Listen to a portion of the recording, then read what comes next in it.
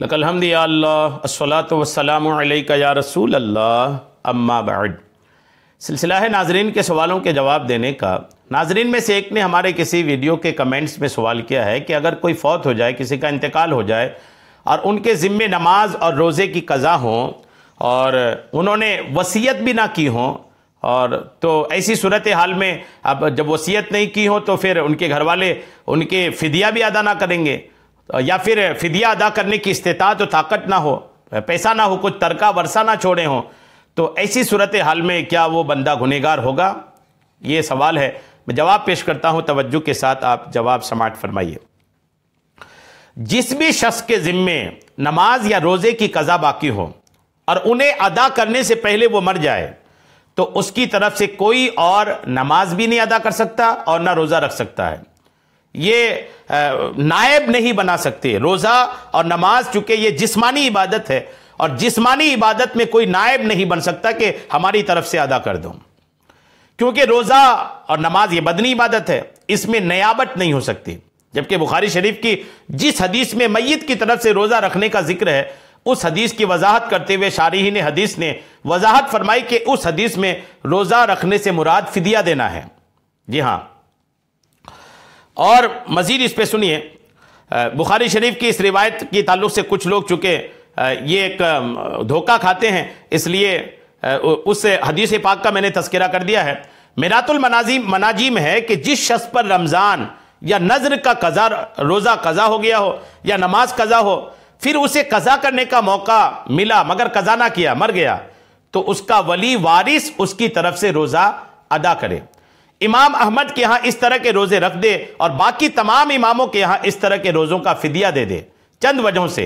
एक ये कि रब ताला फरमाता है कि जो रोज़ा की ताकत ना रखें उन पर फिदिया है, और मैयत भी अब ताकत नहीं रखता। दूसरे ये कि खुद हदीस शरीफ में सराहतन वारिद हुआ है कि कोई किसी की तरफ से ना रोज़ा रखे ना नमाज पढ़े। जी हाँ।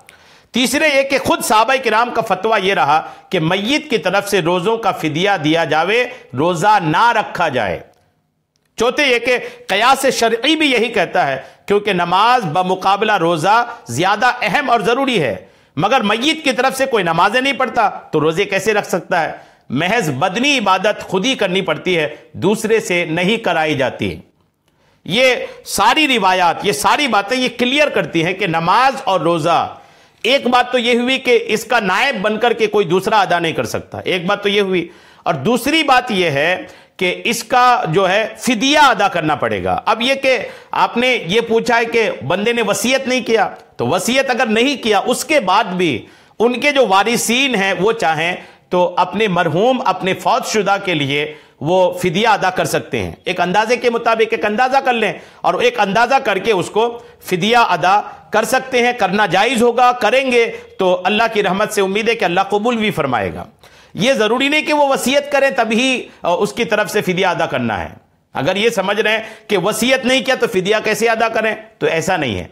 अगर वसीयत नहीं भी किया तब भी अगर फिदिया अदा करना चाहें तो कर सकते हैं, और अगर वसीयत कर दिए हैं तब तो वाजिब है कि उस फौत शुदा के उस मरहूम के तिहाई माल से जो है वो फिदिया अदा करें।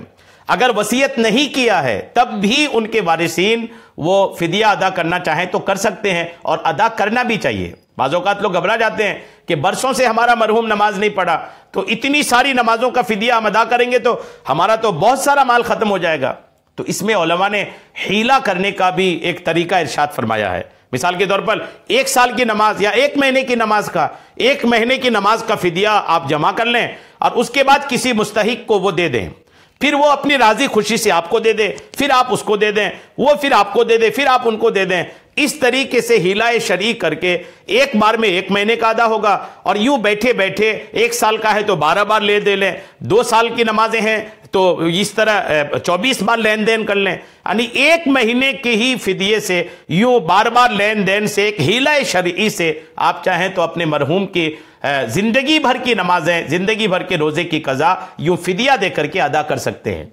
आपने ये भी पूछा है कि अगर अदा नहीं किया मरहूमीन के वारिसीन ने, फौत शुदा के वारिसीन ने, अगर वो फिदिया नहीं दिया तो क्या मरहूम को सजा होगी? बिल्कुल सज़ा होगी। अल्लाह ने माफ़ नहीं किया तो उनकी गिरफ्त होगी, उनका सवाल होगा कि तुमने नमाजें क्यों नहीं पढ़ी, रोज़ा क्यों नहीं रखा, क्योंकि ये फ़र्ज़ थे ना। फ़र्ज़ अदा किए बिना अगर मर गया तो वो जवाबदेह होगा अल्लाह की बारगाह में।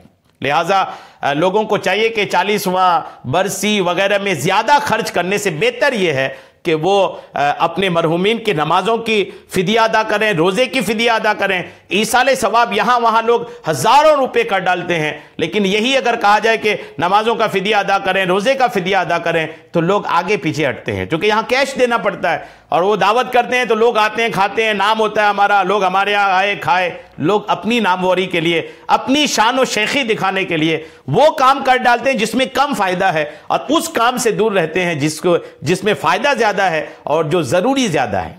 लिहाजा हर आदमी को अपने मरहूमीन के ताल्लुक से, इस ताल्लुक से सोचनी चाहिए कि हम अपने मरहूमीन के रोज़ा और नमाज का फ़िदिया अदा करें। अल्लाह करीम हम सब को तमाम तरह के मरहूमीन के लिए जो भी उनके मामलात हैं उस ताल्लुक से हमें एक तरीके से एक्टिव रहने की, उनके फ़िदिया अदा करने की तौफ़ीक़ अता फ़रमाए। आमीन बिजाहिन नबील अमीन सल्लल्लाहु तआला अलैहि वसल्लम।